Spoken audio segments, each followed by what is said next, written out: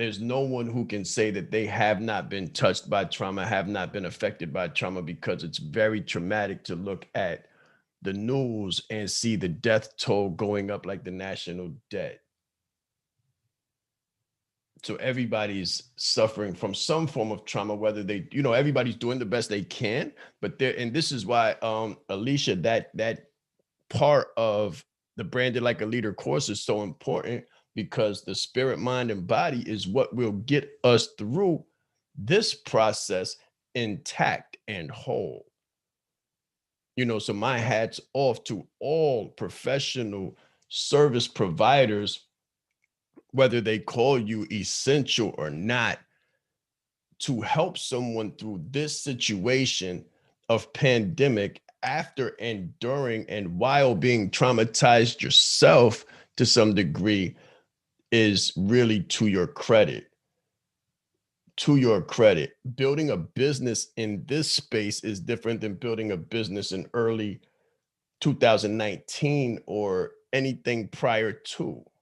This is something that has not been seen before. Therefore, the tactics that are called for from a business perspective to be successful is something that has never been called for before. There's a pre-pandemic business model, and then there's a post-pandemic business model. And what we're dealing with right now is the post-pandemic business model of high touch.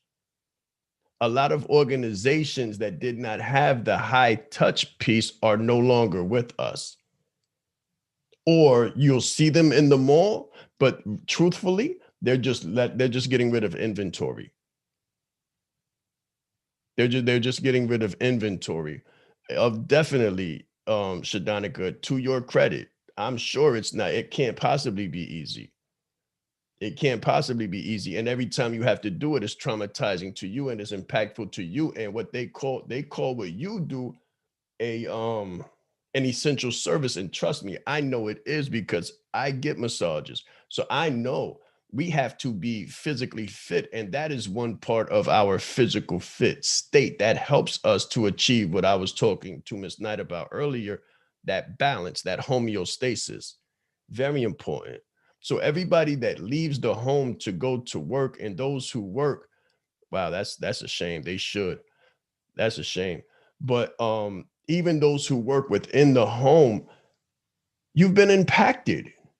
And those of you who have, and that's everyone who has been impacted, to set your mind, set your heart, set your agenda, set your goals, set your sights on impacting others positively, there's no amount of money.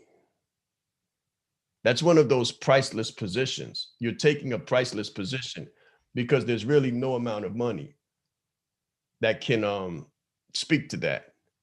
What you do is priceless. What you provide for other people is priceless, and it's to your credit. So I want you to be successful, massively successful. I don't think there should be a number put on it. I think you should add as many zeros as the market can withstand. So what we're talking about, Miss Knight, through the Branded Like a Leader course, I taught the clients to raise their prices and to stand on their merit and stand on their worth. One of the things that I say is to say it with your chest and say it like you mean it, because when we go to work for someone else, they evaluate us and then they evaluate our work. They do evaluation. What do we bring into the market? What do we bring to the business? If we bring 100,000, then we can get 10. If we bring 200,000, then we can get 20. And it kind of goes like that. What I teach is that when you go into business for yourself, you set your number based on the quality of life that you want to live. And then you make yourself qualified to justify the price with the services that you provide. So it's it's a reverse engineering perspective. It's like we know, or like I'm going to show you, coaching, the definition of coaching is a future focused, goal and action oriented process. Emphasis on action and emphasis on process. There's a lot of speculation, there's a lot of contemplation, and there's a lot of posturing around what coaching is, but it is a future focused, goal and action oriented process. Again, emphasis on action and emphasis on process. It's also a business. It is also a luxury business. It is a high level luxury business. If you are in a Fortune 500 and you get tapped or chosen to have an executive coach assigned to you, or to be chosen to be working with an executive coach, that is a luxury. Because for sure, that coach in that space is making more than $500 an hour. That's called a luxury. A lot of times we don't understand that, we don't know that, we're not educated in that. So when we come into professional services, into our own business, we immediately slash prices. We immediately slash prices, and we do something harmful to ourselves with that slash. We water down our worth, and we say, hey, whatever you're willing to pay me, I'll take. And that's just not what's supposed to happen. So I go live consecutively and consistently and add value to kind of raise the awareness of this professional services industry. Because if you don't know, you won't know. This is just another one of those things that they structurally stratify us from. And that's knowing the ins and outs of luxury pricing, business models, and how to be successful in this professional services space. So that's the service that I provide. Kind of giving back, and as well as building up. Okay, so let me get into it. I want to get into the presentation. Laco, good morning. It is now 4:22. I believe that everyone who is going to be here is here. Hopefully somebody comes in and out during the presentation, but if they do, I've assigned co-hosts to go and get them, because I'm going to be busy giving you guys the presentation, the meat of the presentation. So I wanted to present you with some business keys, because we have to understand what we do as a passion project, but also what we do as a business. So we provide professional services, but those professional services must be provided through a business model, or we won't be in business for long. And that's what a lot of people do. We come in here with our heart and not our heads. Our heart is in the right place, but our heads around business is not in the right place. And the deficit or the chokehold on any business can always be found in the psychology of the leader. If you've never heard that, please write that down. The chokehold of any business is going to be found in the psychology of the leader. So everyone on this call is the leader of their organization. No leader has delegated someone to attend this call to learn about what I'm teaching. Everybody here is responsible for their business, and we're working on getting that psychology right, getting those practices right, so we know what it takes to be successful in this space, and then empower and employ and positively affect the economy of others. That's what everybody's here for. So I commend everyone on the call, because I know why you're here. And if you're listening to me from in Facebook and you're not on the call, I commend you as well. And if you listen to this later while it's up, take notes, because we're going to go into the two things that are basically the fundamentals of what makes a business successful. They are innovation and marketing. Innovation and marketing. And again, I'm going to say it a third time because it's so important. The chokehold of your business and business success will be found in the psychology of the leader. It will not be in resources. So if you don't have enough money, that's not a barrier to entry. If you don't have a human resources team, a lack of education, a lack of business education, that is not a barrier to entry. If, how do you say, so resources and being resourceful are two different things. So someone says, I'm a single parent, I have to work a job, I don't know, I can't find the time. That's a question not of resources, but of resourcefulness. Because if it's important enough to you, if your purpose and your why and your drive is enough, then it will sustain the late nights. It will sustain the frustration. and you'll figure it out. So we're back to the psychology. We're back to the psychology of the leader. All right, let me, this is the point during the presentation and conversation where I ask a very important question. And that is, can everybody see my screen? If you can, please put it in the chat. Just type a 1 in the chat to let me know that you can see my screen, and then I can move forward. Very good.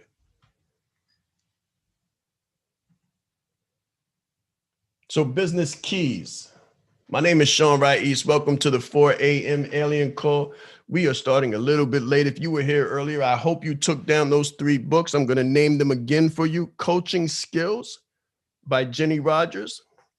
Coactive Coaching by Kimsey House, Henry Kimsey House, Karen Kimsey House, Philip Sandel, and Laura Whitworth. And Therapist into Coach, Julia Vaughan Smith. Those are 3 books that will carry you long in understanding the fundamentals of coaching. For those who were on the call earlier or listening earlier, I also said that I'm going to be doing a course called Coaching Like a Leader starting March 1st. So we're transitioning. We're doing the branded like a leader all of the time, but we're moving into a coach-centric space as the being in the post-pandemic era, there's a need and a desire for the economy to shift more further into professional services delivery for many reasons. Some people can't go to work. Other people need our services, whether it may be business development, personal coaching, executive coaching, leadership development, brand development. There's a need for professional coaches to step up. And a lot of people who are in the counseling space, in the therapy space, are transitioning and making a very healthy transition. I am one of those professionals from corporate America who made that transition from the social service and corporate America sector into professional services and business ownership. There's 2 things, 2 main keys that are going to make your business sustainable and make you not become a statistic or allow you not to become a statistic to the pandemic. And those 2 business keys are innovation and marketing. And we're going to get into what that actually means right now. So there are 2 main keys to business. What are they? Number 1 is innovation. Innovation concerns the product or the what. Marketing is the messaging or the how. We are going to delve into what these 2 things are so you can begin to change your destiny through your business and your brand. 2 main keys. Let's go into innovation. Innovation is commonly defined as the carrying out of new combinations that include the introduction of new goods, new methods of production, the opening of new markets, the conquest of new sources of supply, and the carrying out of a new organization of any industry. So it doesn't make a difference if you are in digital technology. It doesn't make a difference if you're in AI or IT or footwear. It doesn't make a difference. I was speaking earlier to someone who is a massage therapist. There can be innovation in that space. As a matter of fact, the deep tissue massage was innovation in that space. The Chinese techniques, Qigong, those are innovations in that space. You are in a space. If you're here, if you're on any one of my pages, if you follow me anywhere on social media, if this presentation makes sense to you, the leadership, the executive coaching, the professional speaking, the white shirt, the red tie, if any of these things stick out to you, that's because you're in a space. I'm letting you know that it doesn't make a difference what space you're in. You have to be innovative. You have to be innovative, or you won't be in that space for long. because there will be other people that are innovating around you, and you'll be wondering why their phone is ringing. Why is there it sounds like a money machine when you look at their funnel, or you look at their post, or you look at their profile. There's action, there's movement, there's digits as opposed to crickets. So during the pandemic, I went from what we call crickets to digits in the midst of a pandemic, and I was able to assist in the delivery of professional services that alleviated the initial impact. Let me put it that way. I was able to provide business owners, as well as entrepreneurs, as well as startups, as well as people who wanted to get into business, an entry point without a barrier, with a very low barrier to entry. And a lot of that had to do with the psychology and dealing with the self-esteem and the self-belief, the narrative, so to say. But at the same time, even that was an innovation, because a lot of the people in the professional services industry sat down. They didn't know what to do until June or July. Back in February and March, I was innovating. I was speaking. That was my thing. I was going to speak. I'm a professional speaker. I was ready to fly all around the world and tell people the great depths and the need for leadership capacity and organizational development. And the world had another thing in mind. The times had another thing in mind, and they grounded the planes, and pandemic set in, and I had to pivot. So I pivoted into my strength of being in school for 10 years online and technological proficiency. And I used Zoom, Facebook, Prezi, different applications to feed the people. That's innovation. I immediately set up in my home and went live and continued to. And the business organically grew from that. Completely different business model. That's innovation. And I'm going to explain that a little bit later. But first, I want you to know who's responsible for innovation. Entrepreneurs are. Peter Drucker, the management mogul, the guru of old management theory, states innovation is the specific function of entrepreneurship. The specific function of entrepreneurship is innovation, according to him. Whether in an existing business, a public institution, or a new venture started by a lone individual in the family kitchen. It is the means by which the entrepreneur either creates new wealth-producing resources or endows existing resources with enhanced potential for creating wealth. So think of innovation. And I'll give you an example. Apple, specifically the iPhone. The iPhone was not the first phone. The technology to communicate over a handheld device was present.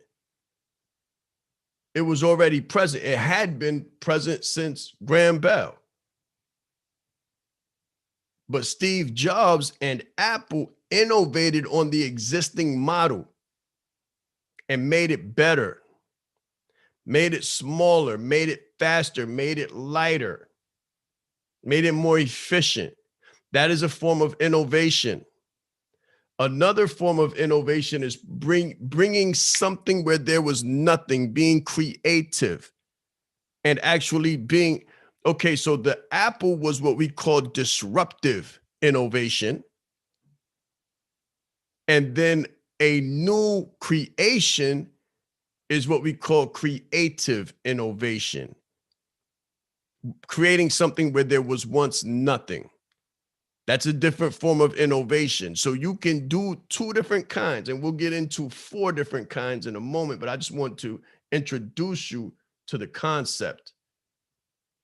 So here are the processes. We're going to go into 4 of them. Radical innovation. Radical innovation establishes a new dominant design. and hence a new set of core design concepts embodied in components that are linked together in a new architecture. So it's like old systems, but a new way of doing it. So I want you to think of old systems that have been replaced. In my first book, The 7 Prerequisites to Success, I talk about old occupations and trades that are no longer existent, that don't exist anymore and never will. And the pandemic has changed things dramatically. Look at what just happened. They tried to let us go back to the way it was and open up the restaurants and you could go sit down. And then a second wave came and they said, nope, we can't do this yet. We can't, we don't know what's going on. So we got to sit people down and send people back home, and you can come pick up food, or you can have DoorDash, Uber. The advent of Uber is a radical innovation. It's a dominant design, very dominant. You won't find a yellow cab besides anywhere, maybe outside of a highly populated transportation hub like 42nd Street. Other than that, it's a dead model. It's a dead model. The entrepreneur who used to just start his car and go and pick up people and create a private economy for himself now has to become an Uber driver, DoorDash driver, Grubhub to survive in this new space because they are dominant. They've eradicated and put a old model out of business. Then there's incremental innovation. Incremental innovation refines and extends an established design. Improvement occurs in individual components, but the underlying core design concepts and the links between them remain the same. So this is where you have, we were talking about it earlier. We were talking about coaching and how what the model of counseling is, or counseling and sports coaching. Think of that. Let's go to sports coaching. So sports coaching was about personal development. It was about performance enhancement. It was about the psychology of the performer. And it was about extending the wins, or expanding the concept of what is possible.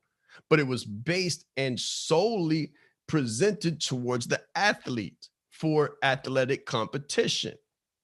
Well, business looked into what was happening in the sports industry and started overhearing the pep talks, the locker conversations, the locker room conversations, and then interacting with these professionals later in business and seeing there was something there that wasn't taking place in professional development.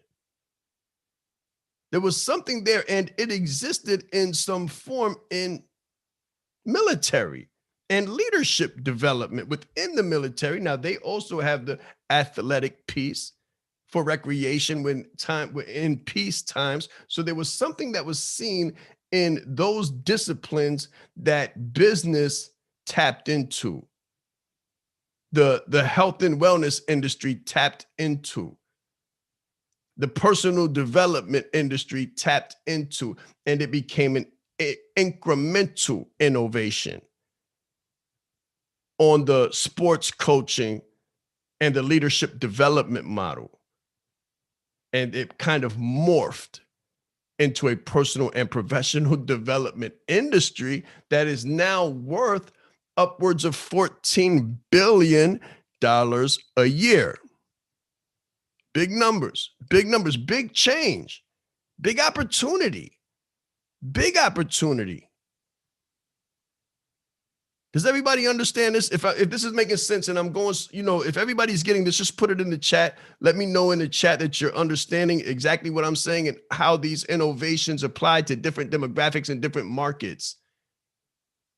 Because I want you to have these different examples down pat. Everybody outside of Facebook or inside of Facebook, but outside of this conversation or outside of the inside of this structure, write some things in the comments about ideas where you can innovate in your business.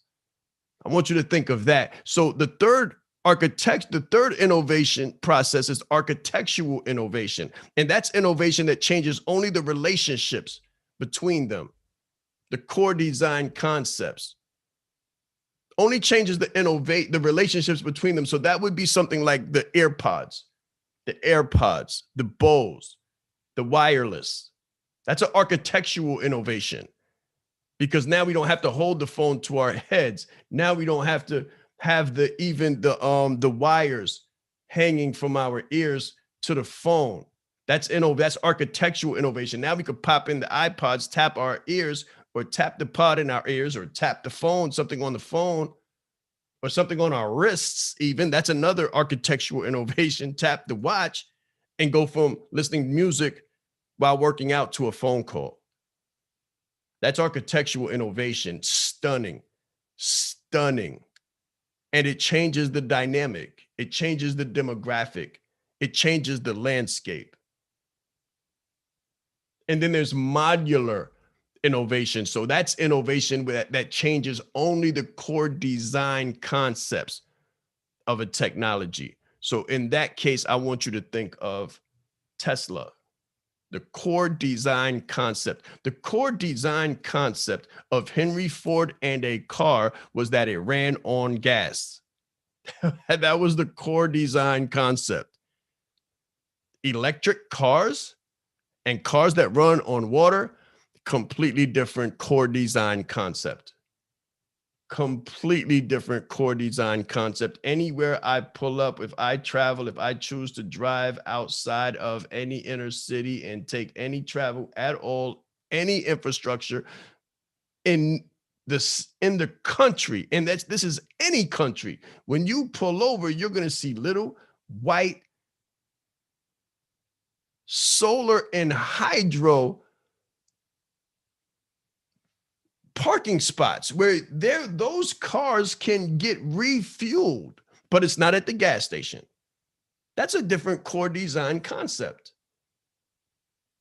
That's a completely different core design concept. It doesn't need gas. That's a modular innovation. So these are 4 different processes, and there are more. I just wanted to give you the core 4, so you would have a better understanding of many different opportunities within the field of innovation, and then begin to think about how you can apply innovation to your professional services and what you deliver, whether you're still at a job and you just want to move up, or move out into your own space.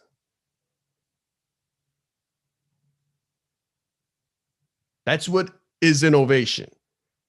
Let's go into marketing. And I've got the acronym MBA. Now, write that down, MBA, and I'm going to give you what that means. The first word is marketing. Marketing is the activity, set of institutions and processes for creating, communicating, delivering, and exchanging offerings that have value for customers, clients, partners, and society at large. So the M in MBA stands for marketing. Next, a brand is a name, term, design, symbol, or any other feature that identifies one seller's goods or services as distinct from those of other sellers. Hence the logo. If you look at the Nike swoosh, if you look at the Apple for Apple products, if you look at the icon at the beginning of this presentation where I'm holding the mic and there's the red tie with the white shirt and the bald head and the watch and the ring, certain things that I present to the marketplace as tokens and symbols of my morals, values, and principles, all within one distinct design. That is a logo. That is a brand. Your name is a brand. I teach the clients that work with me not to brand what they do, because what they do is the service. The service is not the brand. When you say I'm a coach, there's a million of those. But when you say my name is, There's only one of those. There's only one of them. And when you talk about what you bring to the marketplace based on your core story, there's only one of you too. That core story and the precepts and the perception, the perspective that comes from that angle is core unto you. There is only one. There may be some that share the perspective, share the experience, can relate to your position, but there's only one with your DNA and blueprint who had the specific experience that you had and bring it to market in a way that you do. There's only one of you. So that is brandable. Coaching, I'm sorry, not anymore. It's a saturated market. So in order for you to differentiate, there has to be differentiating principles. Now, I want you to pay attention to this part, the A. So brand is the B in MBA. And ISO brand standards add that a brand is an intangible asset. Just that's an innovation in and of itself. The concept, it's an intangible asset. Now, before this definition and this concept came to being, an intangible asset would be like a germ, something that was in the air, bottled lightning, because we know an asset is a thing. It is a thing. It is an entity. But brand now is being related to or defined as an intangible asset. It's intangible, which means it cannot be seen, cannot be touched, cannot be felt, cannot be tasted, but it is intended to create distinctive images and associations in the minds of stakeholders, thereby generating economic benefits and values. How does something that you can't see create a picture, create a reality, create a feeling, create a taste, create a texture in the mind, thereby generating economic benefit and values? So somebody works with you and they get economic results by default because of the association and what they think. Now, think of the power in that. Because of this association, because of the presence and the proximity. So when I say there's proximity in power, there's power in proximity, and within proximity exists the power. This is why a lot of my clients are getting tangible results.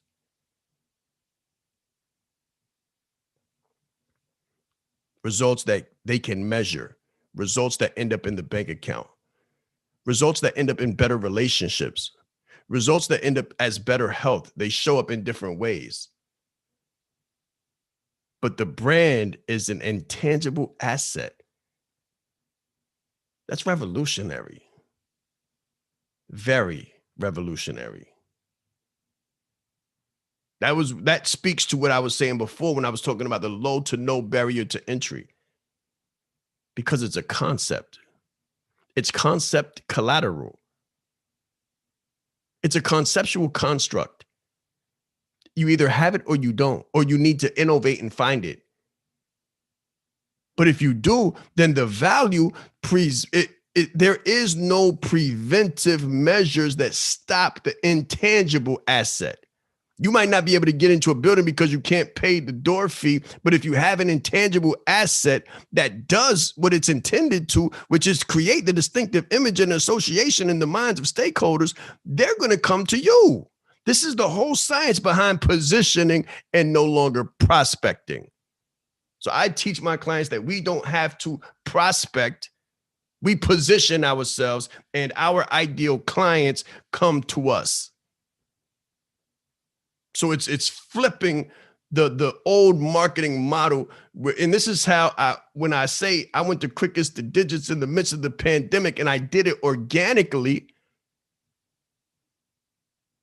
That means I did it without ads. I never said that I would never. I just pointed out the fact that if you follow this model, you won't have the barrier to entry, which is in a lot of people's minds as well. I don't have a huge budget. How can I do it? How can I compete without a huge $1 million budget? You do it with the brand. So what is marketing really? And everybody should take out their pens right now if they haven't already been using them. If you haven't been using them, you've been losing a lot of content. I've given you wealth, a plethora of content so far. So hopefully your fingers are sore. If not, take out your pens now, because this is what marketing really is. And it'll probably change the way you think of it. Marketing refers to activities a company undertakes to promote the buying or selling of a product or services. In 2017, the New York Times described it. They described marketing as the art of telling stories. So enthralling that people lose track of their wallets. Now, I've been talking about the power in story for the last 5 years. Now, do you understand the power in story? Everybody thinks marketing is all of this statistical stuff, this analytical stuff, but the New York Times described it as the art of telling stories. Now, if you've had an aha moment, put it in the chat. Let me see who had an aha moment and never saw marketing that way. This is not me. This is New York Times. The art of telling stories. So enthralling that people lose track of their wallets. When you brand yourself, this is what I teach. I say, when you brand yourself, you can sell coaching, you can sell speaking, you can sell shirts, you can sell a book, you can sell anything you want to, masterminds, vacations, retreats. Richard Branson is selling space. Right now, you can buy options on Mars, literally space, because of the strength of the brand. Now, is there a chance that you'll never see Mars? Chances are very likely that you will never see Mars. Is it still $1 million market? It definitely is. For a brand that has chosen to be innovative and tell stories so enthralling that people who are very educated and occupy high levels of proficiency and professionalism have lost track of their wallets. Some would say they lost track of their minds as well, but they definitely have lost track of their wallets. It's a different world.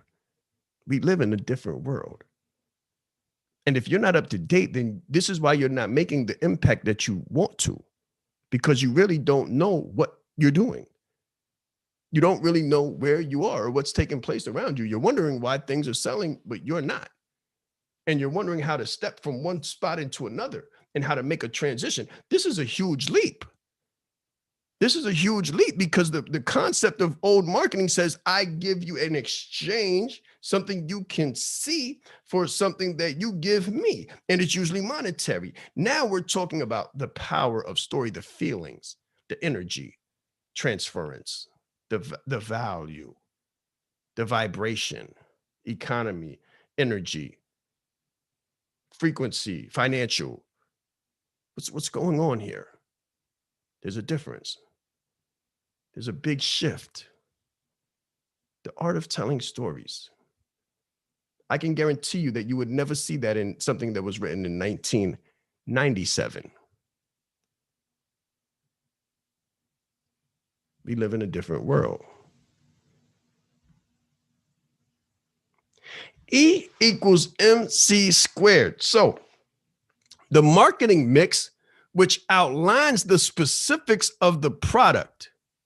E equals MC squared. The marketing mix, which outlines the specifics of the product and how it will be sold, is affected by the, write this down, environment surrounding the product, the results of, write this down, market research, and the, write this down, characteristics of the product's target market. Environment, market research, and characteristics. Well, I've been teaching the ICP for quite some time now. What is ICP? The ICP is the ideal client profile. The ideal client profile. I say give them a name, give them an age, give them an occupation, give them an educational level. How many kids do they have? Where do they live? What car do they drive? What do they wear? What is their favorite color? What language do they speak? What food do they eat? Do they have cash in their wallets or credit cards? Why? What do they aspire to do? I say go deep into your market. If you're a coach, go deep into coaching. If you're a speaker, go deep into speaking, the art of communication. Whatever it is that you do, go deep into it, the market research. And then the environment, know where you are. I speak in a young lady, when we first came on, was talking about the 5W framework. And that 5W framework, which is the introduction, the very first week of Branded Like a Leader, we talk about your who, what, where are you? What is the environment? Where do you provide your services at? If you're a B2C, then likely you're on Instagram, Facebook. If you're a B2B, likely you're on Twitter or you're on LinkedIn. If not, you're probably confused. If you don't know what B2C and B2B is, you're likely confused. If you don't understand the difference between LinkedIn and Facebook or Instagram and Twitter, points of confusion. And that might be largely why you're not getting the results that you would like to get. That likely is the reason why you can't penetrate the market, because you don't understand the environment. There is an environment surrounding the product. I don't care what your product is. There is market. There is market research, and you have to do it. You can't go from crickets to digits or from $50,000 to $100,000 a year or even a month if you don't do any research and don't really do any work, and you just say, well, I've got this idea, or I've got this, I just want to help people. That sounds good, but that's a sure way to the unemployment line and bankruptcy and repo. And then the characteristics of the product's target market. Are you obsessed with your ideal client? Are you obsessed with customer service? Are you obsessed with what makes the wrong person calls them a prospect. I don't call them prospects, but what makes your ideal client lay awake at night? What are their worries? What are their fears? When everybody else in their family has gone to sleep, what makes them stay awake, looking at the ceiling with their breath quickened? What makes them toil? What books do they read? What are their goals? What are they trying to do? If you don't know them, then you can never close the gap for them. If you don't know them, you can never identify what their problems are, what their worries are, what their fears are, what their pain points are. And if you can't identify a pain point, then you can never alleviate it. If you think it's one thing, but you don't know what it is, and it's a completely other thing, then you will never speak to your ideal client. You can't say one thing to one person if you don't know their language. But once these factors are determined, marketers must then decide what methods will be used to promote the product, including use of coupons, think of discounts, think of 25% off, and other price inducements. Very creative. You have to be creative. What are your price inducements? But you can't even figure out what your price inducements methods to promote will be if you don't know the environment. Think about the old school business rule. going to ask this to the people in the call. Put it in the chat if you know the number one rule of business. The old school number one rule. What was the old school number one rule of business? Put it in the chat if you have an idea. Very good, Latrell. Location. Location was everything. That was the environment. Now, that's gone. Everybody on this call is in a different location. We don't have to be together anymore. So the old school rules have changed. So now the environment becomes the psychology of your ideal client. What do they think about? Now, what world do they live in? Mentally, what world do they live in? What makes them lay awake at night? People live in different worlds in the same home. People live in different worlds in the same bed. What makes one person on the left side of the bed lay awake at night is different than what makes the other person on the right side of the bed wake up and not go back to sleep. They live in different worlds. They invest in different things. They eat different foods. They watch different movies. They speak different languages. I can remember when pandemic first took place. One of my main concerns was introducing people back to themselves and back to their spouses, people that they lived with but never knew. People were like, I'm trapped in the house now with a stranger. I've been with a stranger for 20 years. I don't really know him. We vacation together. We share a bed, but not much else.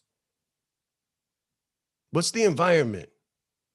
When you figure out your client's environment, then you can create a fix.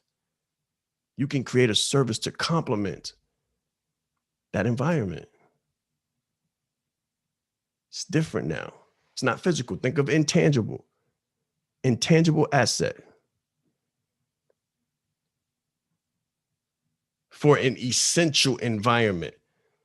And when I say essential, I mean like of the essence. It's not set in stone.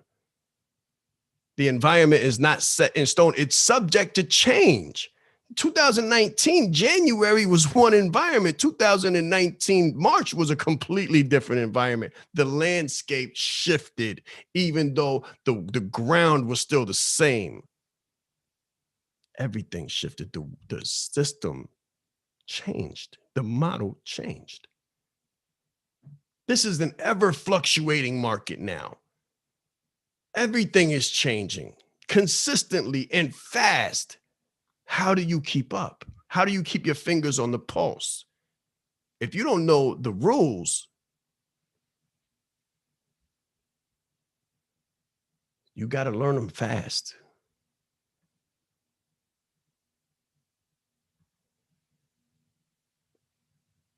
So we went through the marketing, the power and story. We went through EMC squared, environment, market, and characteristics.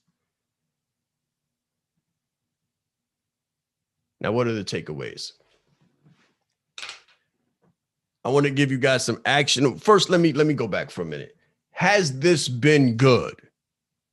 Has this been beneficial? Has this opened your mind to some concepts about business that you probably haven't thought about before? If you were not here at 4 a.m., you probably would not be hearing about marketing being a story and innovation being the brand.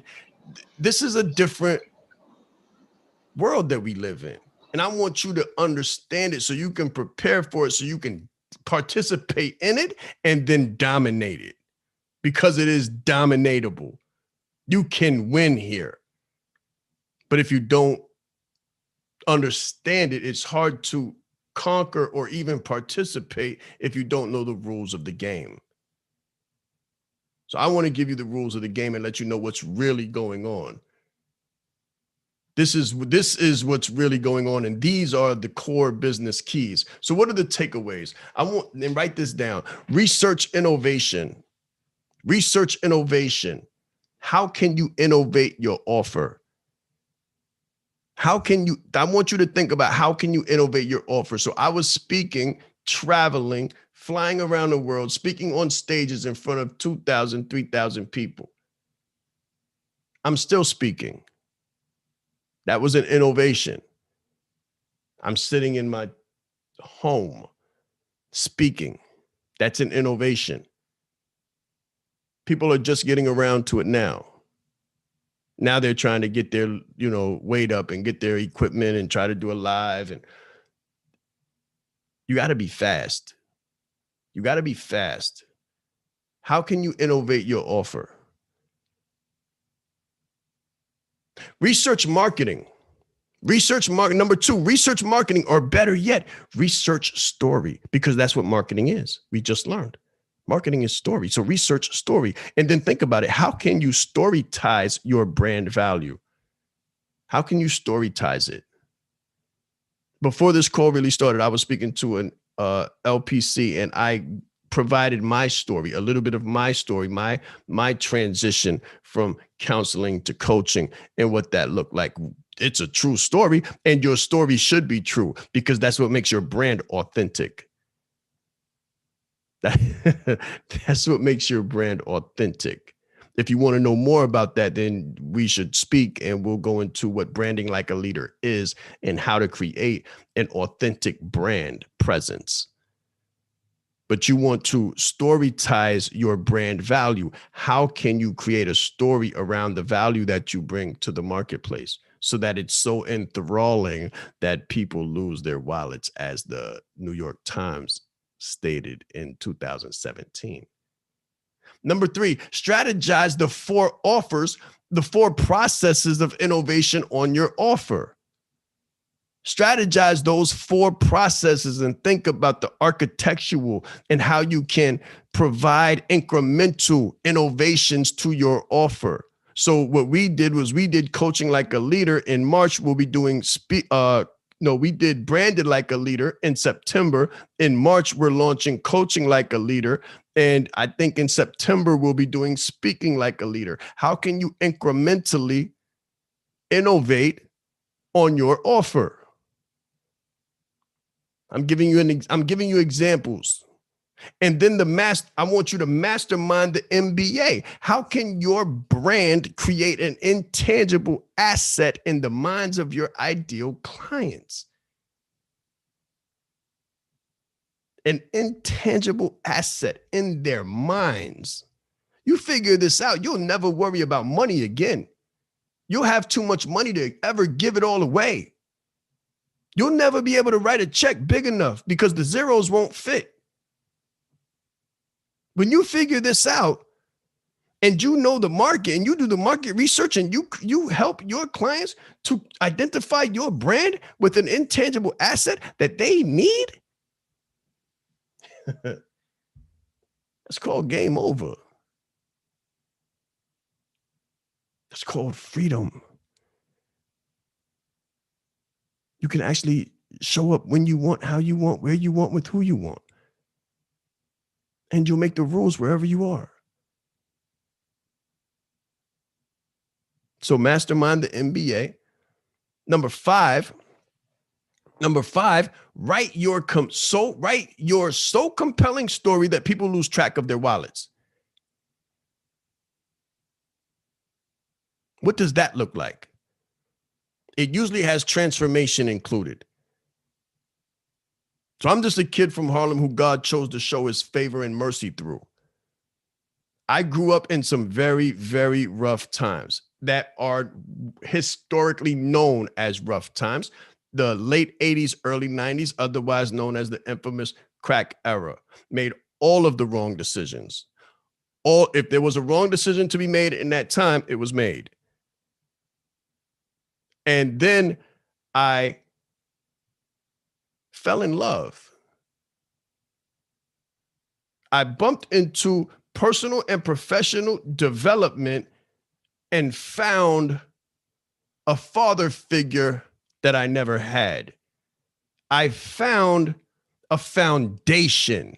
I found foundational principles, morals, values, and principles that allowed me to absolutely transform my life personally, my family life, my relationships, my professionalism, my education, and then everyone that ever came into contact with me since.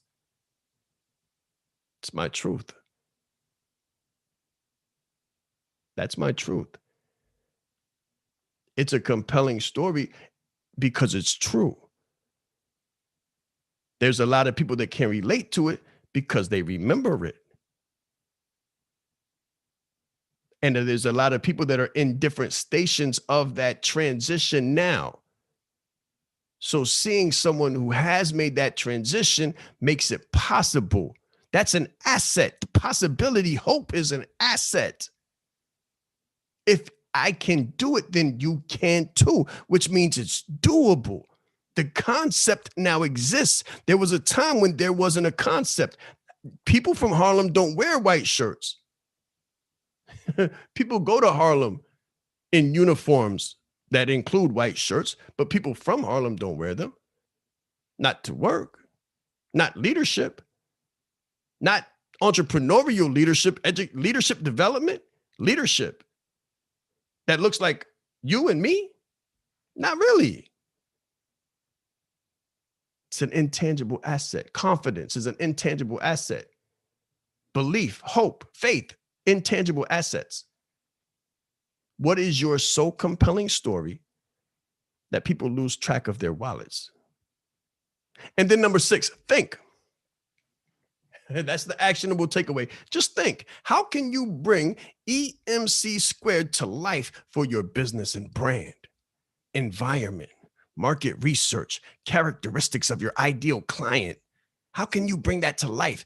Environment, marketing research, and characteristics. If you figure this out, you'll never want for anything. You'll be able to give charity, lots of it. You'll be able to affect world causes that you believe in. You'll be able to take care of anyone you care about. You'll be able to take care of everyone that you care about. Because you'll be providing a service that is so needed that there will be a need for you. And if you do this right, it will be a need that no one else but you can fulfill. So think.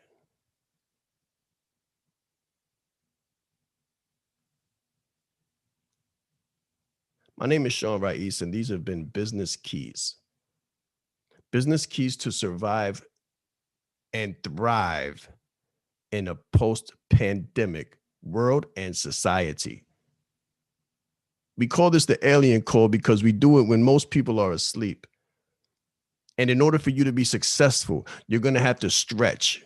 You're going to have to do things that are unconventional. This is why I set this call at this time, so that it would be difficult and it would make you stretch. Just your presence is an effect of my coaching. That's an innovation. I innovated the live. How? By saying I'm going to do one at 4:00 in the morning. Everybody heard it, didn't believe it would work, said, "What are you doing? Why are you doing it?" I said, "It's okay. I've got an idea. I have an intangible asset." And now everybody here is on the call.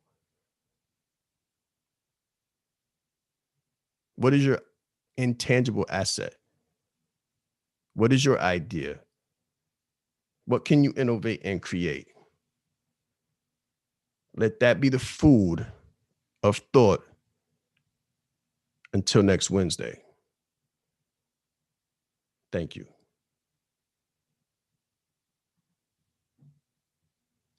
Now, this is the time that we take questions and answers. So if there are any questions on everything that you've learned, any revelations, suggestions, opinions, or comments, please relate them now.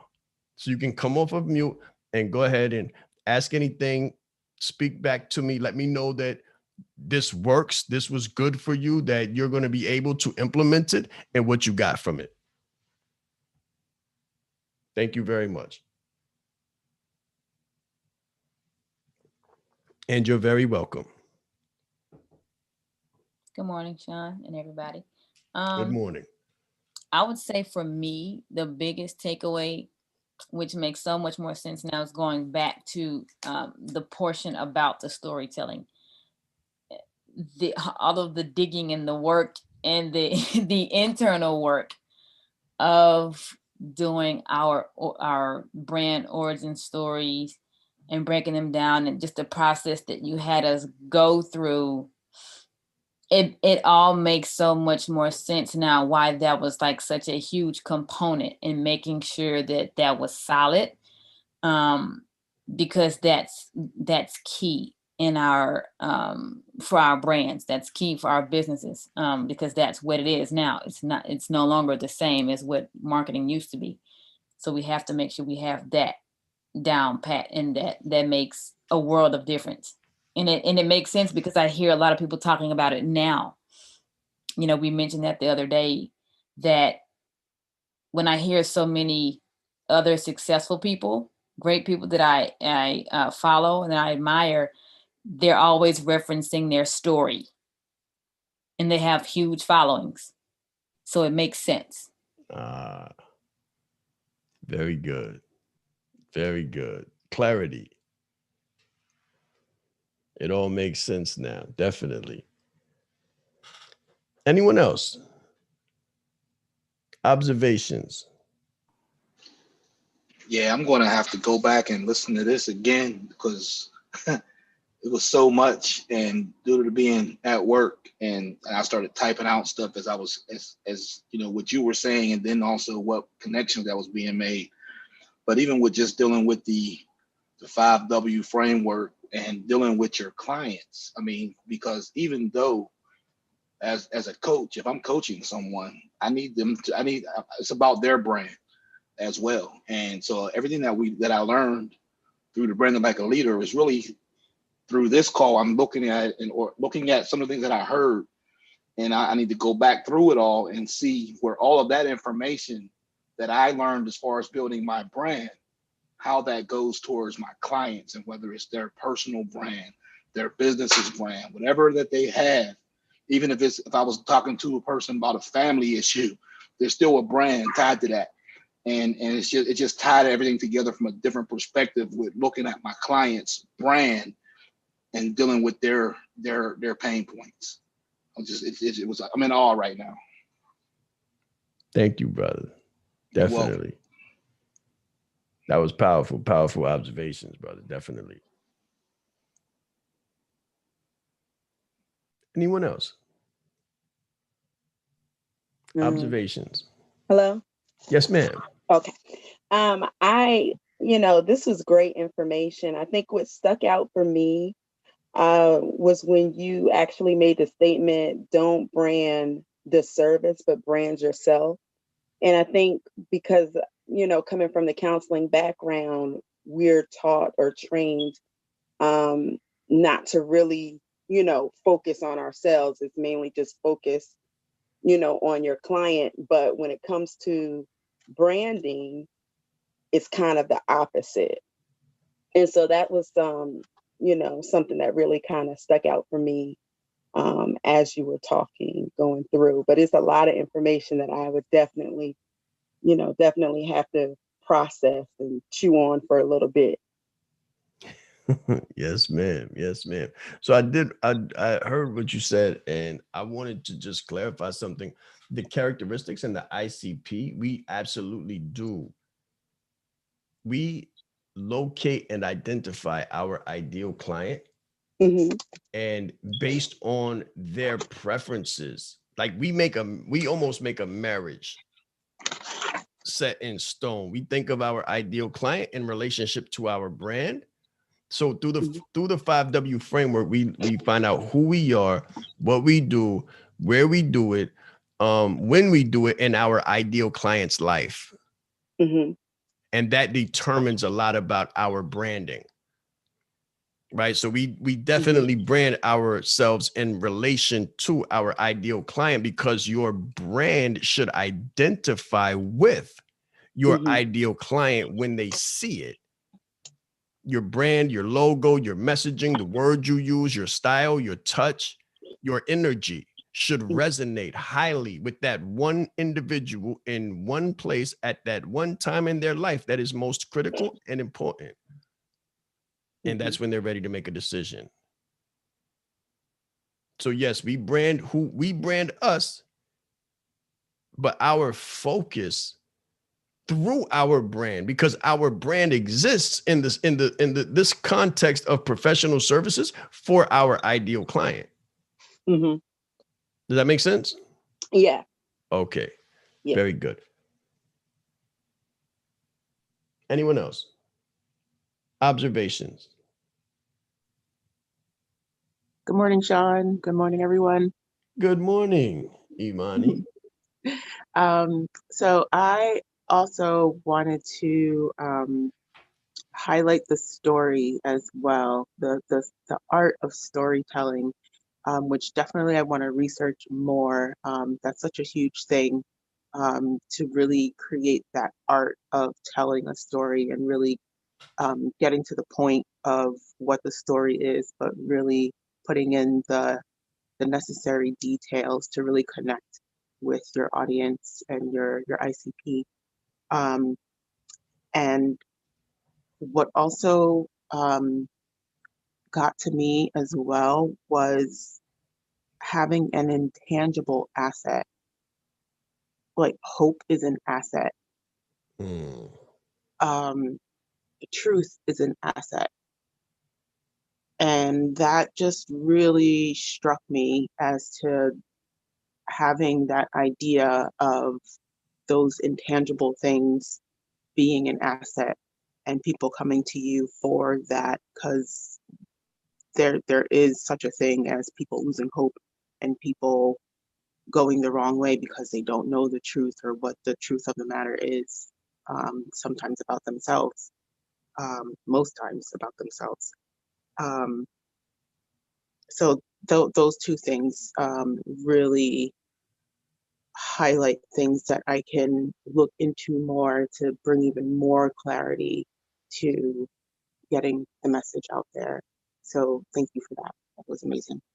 Yes, yes. Thank you for your content and your understanding of it. That's why we do that's why we do this conversational piece afterwards, because your take on it provides perspective, not only for me and not only for you, but for the people that are watching and the people that were not, comfortable in actually taking the steps to register for the call and be on the inside of the call. This is for the people that come by this later in the day. I greatly appreciate all of the feedback that you provide, because your feedback provides insight for those who are not present now, including myself. Even though I'm present, each one of your perspectives and reflections and feedback gives me deeper perceptions and understanding of the content. So thank you very much. I greatly appreciate all of your feedback. Is there anyone else? Hey, Coach. Yes. So for me, this is just like mind blowing. Like so many revelations are coming about as we're going along, and I'm kind of right now just focusing on realizing that my intangible assets are my whys. And I have a whole list of them, Good. So it's so funny because I'm just like, wow, just connecting all of the dots. And yeah, it's making so much more sense. And then the innovation piece of having to change my business model to bring it up to date, especially in a saturated space, is helping me really change some stuff up. So great stuff. Thank you. Yes, yes. Thank you. Thank you. That business model. Yeah. We need to consistently update. When we update, we accommodate. When we update, we accommodate for the new I want to say new functions, new forms the ideal client from 2019 is different. That's what Coach Tite was alluding to. When you come into contact, and that's something else that Miss Knight was speaking to as well, and Imani as well, Latrell as well. When you come into contact with the client now, it's all about determining the psychology, determining their story, because you have to meet them where they're at. And Miss Knight will understand this language. We got to have a customer-centric model or a client-centered perspective. What is their story? It's not about our story. We have our story, and that is what allows us a point of entry. But once we have that point of entry and we're sitting in the room, the only thing that we use our story for, or the only reasons why in clinical language we would self-disclose, is to create a bridge for the ideal client to identify with as a possibility. That they can come over the bridge. They can go from crickets to digits. That's why I talk about it, not because I made a certain amount of money in a certain amount of time during a situation that was terrible for the almost the entire world, where people lost their lives. It's not to glorify that. It's to say that you can do it too. That's why I self-disclose. And that's why I say it over and over again. It's not for a point of just reflection or self-indulgence. It's for inspirational purposes. Because if I can go from a place of no contact to low contact and no viable, huge response, and from a place of not knowing what to do, just like you in the same situation, to where I'm at now, fast, then you can too. Then you can too.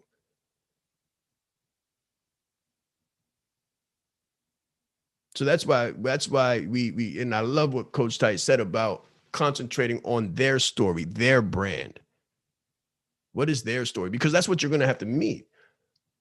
Where your story meets their story, that's the transformation. That's the transformative place. I always say it's not about transaction, it's about transformation. It's not about income, it's about impact. It's not about profit, it's about purpose. And money follows meaningfulness, not the other way around. Anyone else? Comments, perspectives, suggestions, feedback, opinions? Hey, John. Hey, Coach. This was good. Like Coach Tite said, I'm going to have to go back through it again and pick out some information, but I really love the processes part.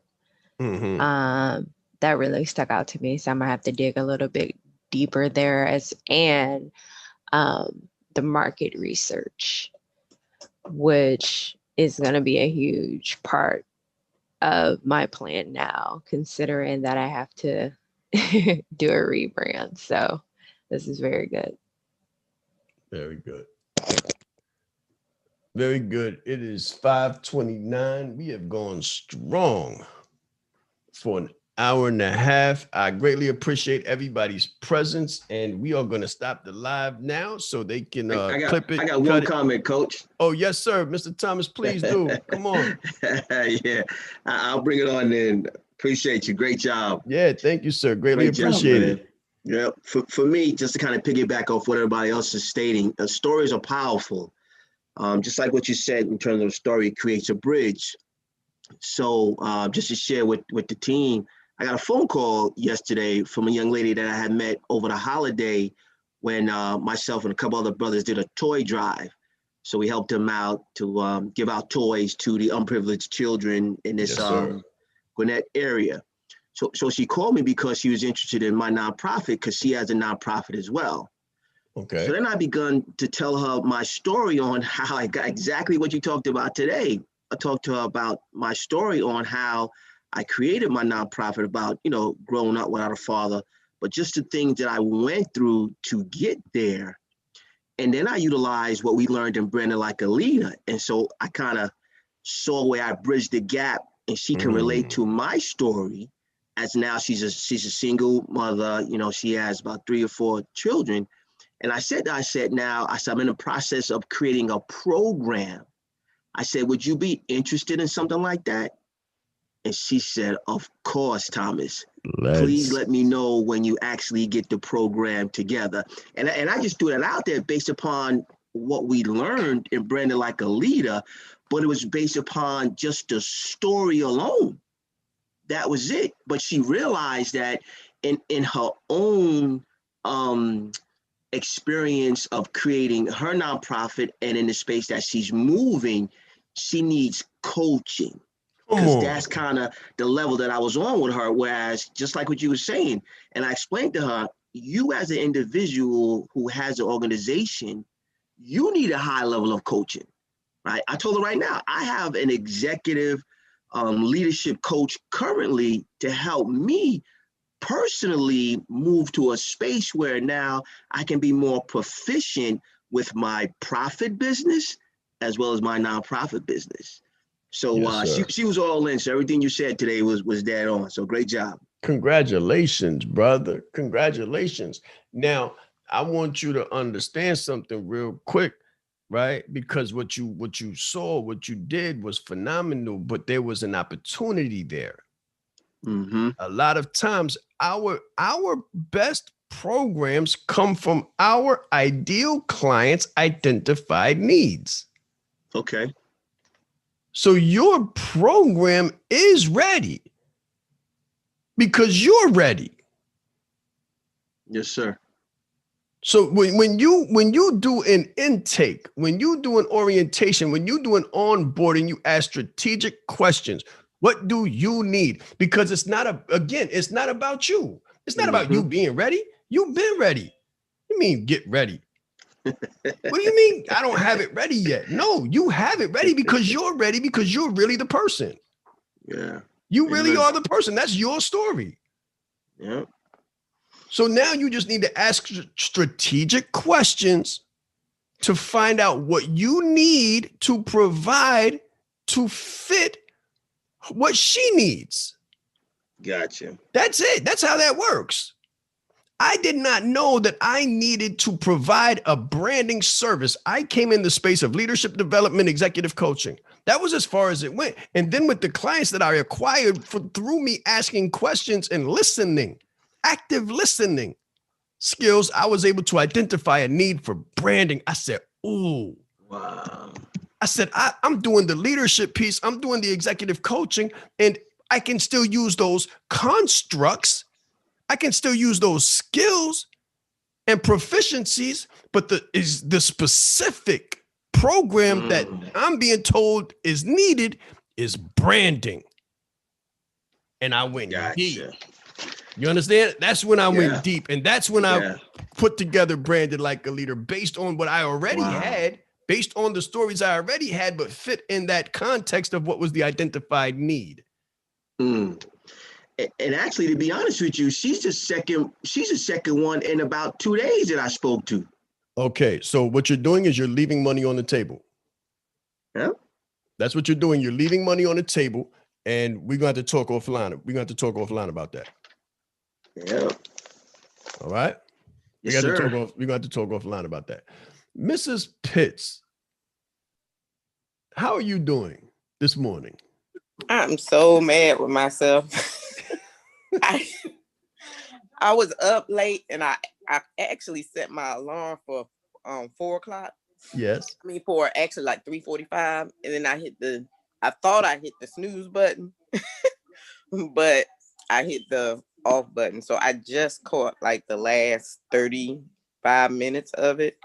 And what I'm hearing is really, really good. I miss the beginning part of it. Okay.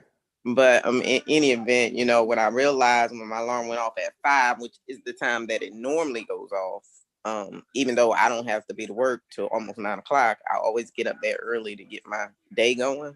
Okay. But unfortunately, it was just, a mistake of hitting the wrong button. But in any event, I do like what I'm hearing so far. So I said, I'm going to sign on even if I don't only catch a little bit of it. So I do apologize for being late, but I'm listening to, some of the things that the people are saying about, the branding and, creating your story in a way that it reaches people. So I'm impressed by what I've heard so far. Very good. Very good. I'm going to leave this up for a little while so you Okay. can go ahead and go back to the beginning. Okay. Okay, good. Yeah, That's it'll first, 'cause post. I got I was like, oh my God, I forgot. Yeah, it'll post in the group and you'll be able to check that out. So listen, guys, again, my name is Sean Wright East. This has been a special edition of the Alien Call. So I greatly appreciate your presence. Also, before I go, let me make an announcement. Someone just brought it to my attention. Friday, we're doing a special call for VIP. So if you're hearing this, then you are a very important person. VIP, a very important person. And we're going to do a special at 7 p.m. That is within the group. The Brand Advantage Masterclass. I am doing a Brand Advantage 8-week mini course starting on January 9th. So January 8th, we're going to do the VIP pre-introduction. So pre-production, introduction to the Brand Advantage Masterclass, Friday, 7 p.m. The link will be in the comments. Thank you very much, guys. Greatly appreciate your presence and attendance. I hope this was beneficial. And if it was, tell me how beneficial it was in the comments. Let me know what you learned. Let me know what you gleaned from it. Let me know what you're going to implement. Most importantly, don't tell me just how good it was. Tell me what you're going to implement from it and what you hope to get from the application of it. So we don't do theory here. We do implementation, we do activation and application. Alien Call, guys.